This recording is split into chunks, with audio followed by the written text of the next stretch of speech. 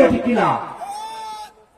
আজকে আমি মুসলমান হয়ে ময়দানের মধ্যে ডাকাতের জন্য ডাক দেই, তখন মুসলমান হয়ে ঘরের মধ্যে বসে থাকি। যারা পরিপূর্ণ মুসলমান, যারা পরিপূর্ণ ইমানদার, তারা কখনো ঘরে থাকতে বসে থাকতে পারে না। আজকে পর্যায়ের মধ্যে এক হিন্দু আল্লাহকে নিয়ে গালি দিয়েছে, আল্লাহকে নিয়ে বিভ্রান্ত প্রকাশ করেছে।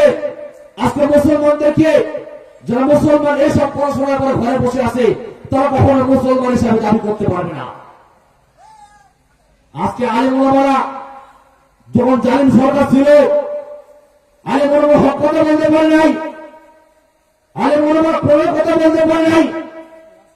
যখনই কোরআনের কথা বলতো, যখনই কোন হাদিসের কথা বলতো, পুরুষের মাধ্যমে, প্রশাসনের মাধ্যমে তাকে জেলের মধ্যে নিয়ে যাওয়া হয়েছে।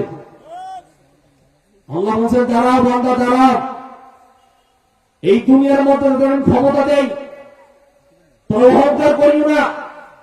এই দুনিয়া হলো আমি সৃষ্টি করেছি, এই দুনিয়ার মধ্যে সম্মান দেয় আমি আল্লাহ, এই দুনিয়ার মধ্যে বেহেশতে পারে আমি আল্লাহ।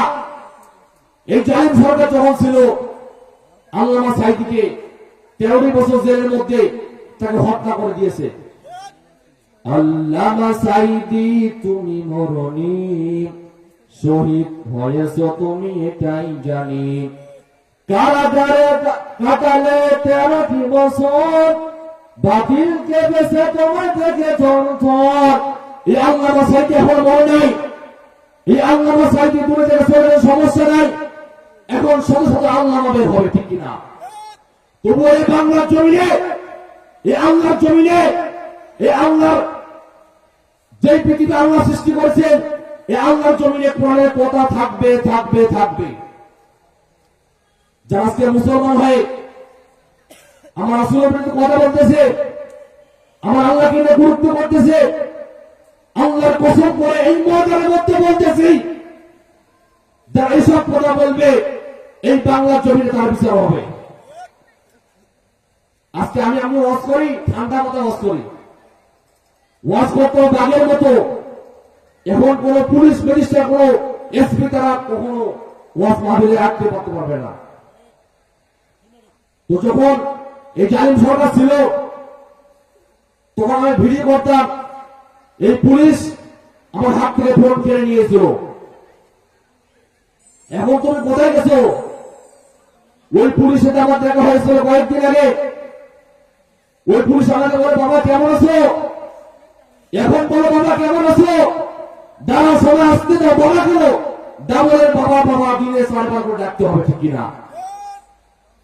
আজকে আমি মুসলমান হয়ে, যে আল্লাহ কোরআন দিয়েছে পৃথিবীর জন্য, যে আল্লাহ কোরআন দিয়েছে মুসলমানের জন্য, সারা বিশ্বের জন্য, এই আল্লাহর কথা আমরা বলতে পারি না। যারা মিনিস্টার, মন্ত্রী, এমপি, চেয়ারম্যান, তাদের বিরুদ্ধে আমরা কথা বলতে পারি নাই। আজকে তোরা কোথায় গেছো?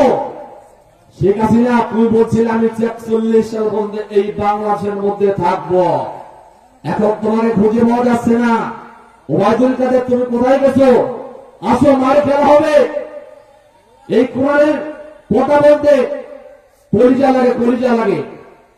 আজকে আমি মুসলমান হয়ে ইমানি দায়িত্ব পালন করতেছি না।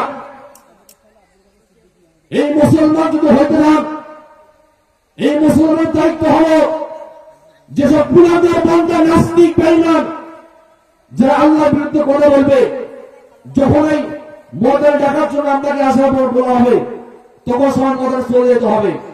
আর এই এখন ইসলাম দলেরা তারা আল্লাহর বিরুদ্ধে কথা বলতেছে, কিন্তু মুসলমানকে ডাকতেছে। ওই মুসলমান ঘরে বসে আছে, তবুও মাঠের মধ্যে যায় না। সে মুসলমান না, সে মুসলমান না। এই জন্য আল্লাহ পাক রব্বুল আলামিন যেসব কথা বলার তৌফিক দান করলো, আমাকে, আপনাকে, আমাকে তৌফিক দান করুন। এবং এই সমাজের মাধ্যমে যারা কোরআনের বিরুদ্ধে কথা বলবে, যারা আল্লাহ রাসূলের বিরুদ্ধে কথা বলবে, তার বিরুদ্ধে আমাদেরকে লড়তে হবে।